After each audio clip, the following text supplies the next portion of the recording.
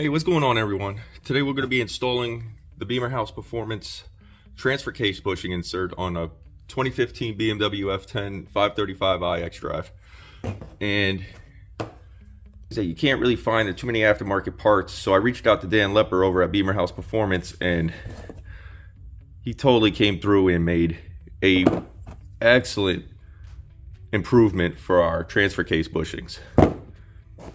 Now, just like the rear differential bushing insert, it just pops right in, but one of the first things you got to do is you got to get under the car and you got to remove this cross member right here, and then right where my finger's at is where your transfer case bushing is. So there's 5 bolts holding that cross member. Before taking any of the bolts out, you want to properly have your transfer case supported by a jack. You could either do it from the transmission pan, or you could do it from the transfer case right at the base, right where I have my jack at. And I understand a lot of people don't have an aluminum transmission pan, so use a lot of caution if you choose to go that route, and use a piece of wood and distribute the weight evenly, so that way you don't cause any cracks or damage to your transmission pan. And so the bolt that holds the mount itself, you do not loosen that bolt at all until after you took off all the bolts out of the cross member, or at least loosen the cross member. That way you take the weight difference, because this may shift a little bit. You don't want to fully jack it up, but you just want to support it. And also it will help you assist with lowering it down a little bit. And all right, first thing we're going to do is get these cross member bolts out.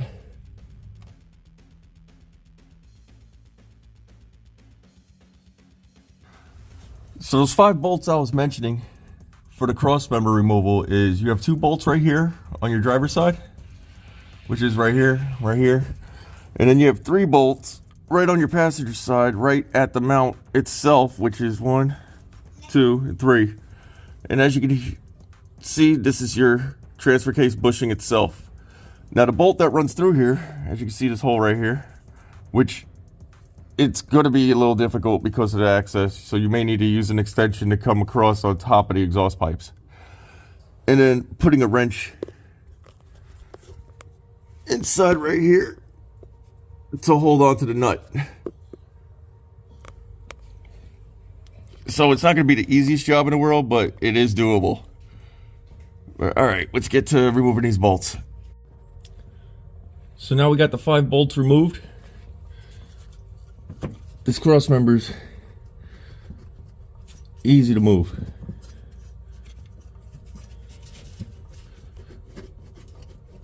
You can see the wear. Sorry for the horrible footage. I'm doing this from my cell phone, but you can hear it moving around. And the only thing holding it now is the bolt going through the mount itself.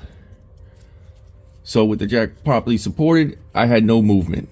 So if you don't have enough pressure on it, don't be surprised. It is going to drop a little bit, but since I'm only on jack stands and not on the lift, I didn't want to have the possibility of it dropping too much and pinning me or one part of my body onto the floor. But this would drop if you don't have a lot of support on it. Also, I highly recommend wearing eye protection when working under here, because all the debris from the corrosion and just dirt from driving will go into your eyes when you're looking up. And you're going to need an 18mm for the nut on this side and a 16mm socket for the hex bolt.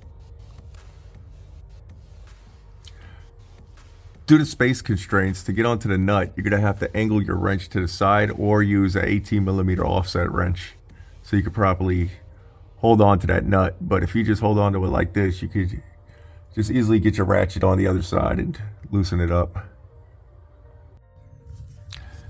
So now with the cross member out of the way, you have a lot more room to access the bushing. You can use a pry bar or flat tip screwdriver and start to pry it out. I totally recommend using soapy water, and then you can access both spots. Also, while you're down here, I'm also doing a battery replacement, so I'll also be replacing this corroded ground wire with the Arc Terminator upgraded and improved ground wire. which is fully sealed and everything. As you can see here, this is totally turned green, and this is known to break. Now on the xDrive models, this is connected right to the back of the transfer case. As you see with that bolt, with that cross member in the way and the exhaust pipe, it gets in the way to try to easily access it. Where the chassis bolt, you can definitely make do and get to it right away. It's right here.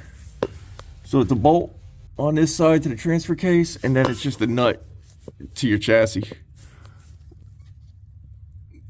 But yeah, let's try to get this old bushing out. Once you get the cross member out, now inside here, I don't know if you can see it too well, but right behind there's a little notch right at the very top. When installing the Beamer House insert, you just line it up with the configuration of the bearing itself. With the bushing itself, and then just slide it in using silicone, and then fill in all the gaps with RTV or a poly filler, if whatever you're choosing, but like just to adhere it and also to fill in some of those gaps. But this big notch right here, we're going this way, so it's only one-sided. It's self-explaining. We're going to install it. All right, we got the new bushing in, and boy, was that a pain. So now we're about to install the insert. All right, we have the new bushing insert right here.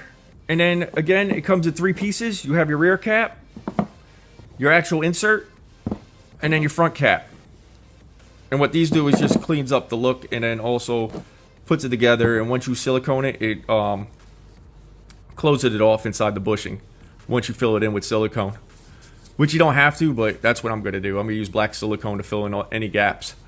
And then I have the cross member painted.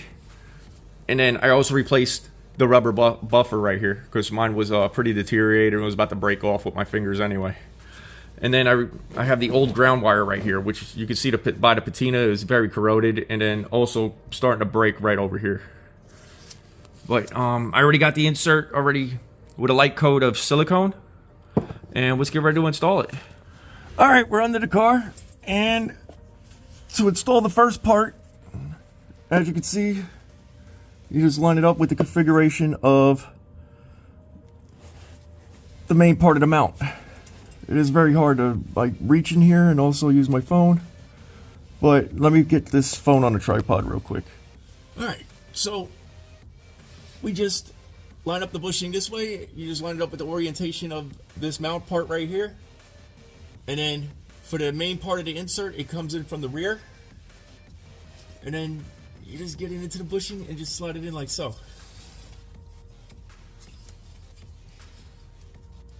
You might have to fight a little bit because of the mold lines inside.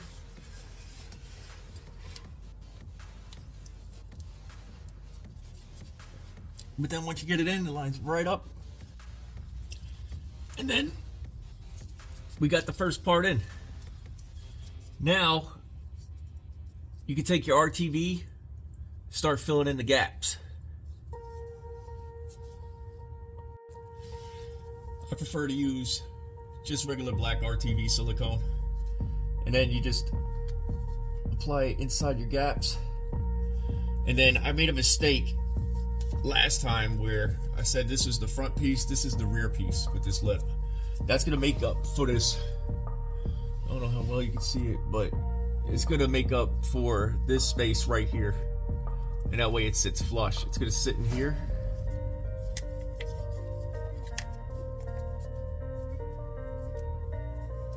Just like so.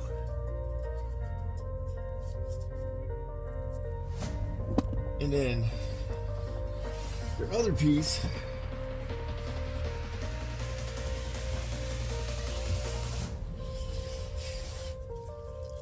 is all flat and everything.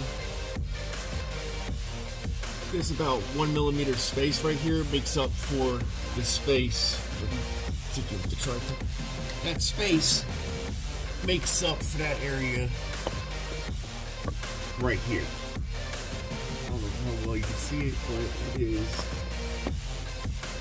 right here. It's got a little small lip right here. So that's what this piece is going to do. It's just going to flush it up and then seal everything once you put your RTV in. For the RTV, I just use regular black silicone Insta-gasket.